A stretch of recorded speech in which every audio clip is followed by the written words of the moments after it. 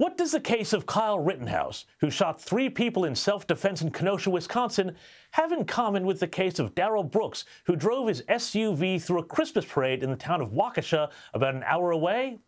It's pretty simple. The mainstream media is lying to you about both of them. I'm James Morrow. Join me to find out how as we go busting the narrative.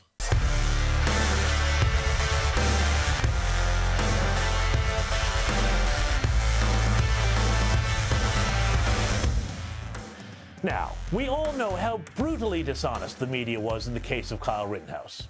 They tried to turn a young man who went to defend the town where his father and a number of other relatives were living into an interloper. They portrayed him as a racist and a white supremacist who shot African-American Black Lives Matter protesters, when in fact the people who he shot in self-defense were all white. They tried to portray Rittenhouse's gun as illegal, when it was not. They said he flashed white power signs with the Proud Boys. Again, not true. They said he wore surgical gloves to cover his fingerprints, when he had actually been giving first aid. They said he was there bent on violence, when the act that got him into trouble with protesters was putting out a flaming dumpster that had been pushed towards and was rolling in the direction of a local gas station. And of course, they obsessively complained that he crossed state lines to attend the protest. They lied for one simple reason. For the left and their enablers in the media, Rittenhouse had to be guilty. Not just because he was a lower-class white male who had the actual skills to go and do something useful, namely fight a riot, while the MSNBC class was at home cowering and staring into their laptops, but because for Rittenhouse to be innocent meant that the rioting scum who he shot, including one of them a convicted pedophile, would be, by implication, guilty. Now, when your grift involves threatening peaceful citizens with civil unrest when things don't go your way, the courts saying that violent thugs burning down Main Street are not the mostly peaceful angels you claim means that everything falls apart rather fast.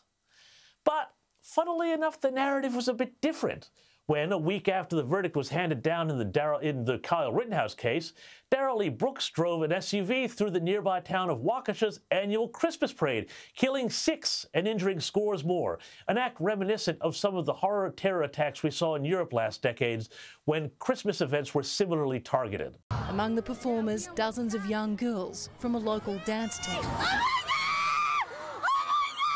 Waukesha's annual holiday parade had been underway for just half an hour when it came under attack by vehicle, captured on a Facebook live stream. Police firing at the car as it ploughed through barriers into the festive family event. While Kyle Rittenhouse's entire life was turned upside down in the search for links to Trump, white supremacy, republicanism, and other crimes of wrongthink, there seems to be suddenly a lot less curiosity about Darrell Brooks, who he is, and why he might have committed such a heinous crime. Most journalists were quick to play down any more sinister motivation than that the career criminal Brooks was fleeing from another crime, possibly a knife fight, or it was also reported as a domestic incident, depending on who you listen to, when he just happened to plow through the parade. Tough luck, that. One chilling fact, though, to keep in mind is that just a few days before his crime, Brooks was arrested for running over another woman with his car and released on $1,000 bail. However, there may be more to the story. Journalist Andy Ngo has suggested that there could be more sinister motives, and he says that he has found instances where Brooks not only expressed hatred for Donald Trump, but also espoused black nationalist and anti-Semitic views. We'll see. It has also been revealed, according to the Washington Examiner, that Brooks has also discussed political issues, including Derek Chauvin, the former Minneapolis police officer who was convicted for killing George Floyd. He posted a picture of Chauvin to social media with a middle finger and the message, "Always remember this blankety-blank face." And that's not the only direction in which the narrative is starting to crack.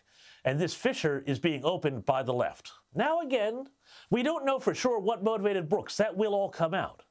But certainly, some people are hoping for the worst. Here's Black Lives Matter activist Vaughn L. Mays giving his take. I don't know. Now, we'll have to wait and see, because they do have somebody in custody. We may have to wait and see what they say about why this happened. But it sounds like possible that the revolution has started in Wisconsin, starting with this Christmas parade. And Illinois Democrat Mary Lemansky called Sunday's Christmas parade massacre, quote, karma on residents of Wisconsin for Friday's not guilty verdicts in the Kyle Rittenhouse trial.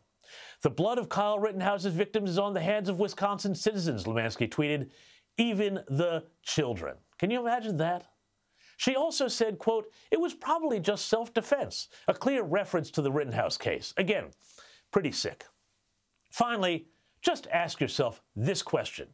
If the roles were reversed and Brooks had been a white nationalist who had expressed hatred for Barack Obama and black people on social media before driving into a crowd of mostly minorities, do you think the media would be so restrained in their coverage?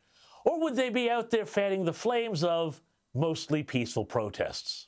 I think the answer is pretty clear. Thanks for watching, and please support this channel by liking, sharing, and subscribing below. And I'll see you next week for more Busting the Narrative.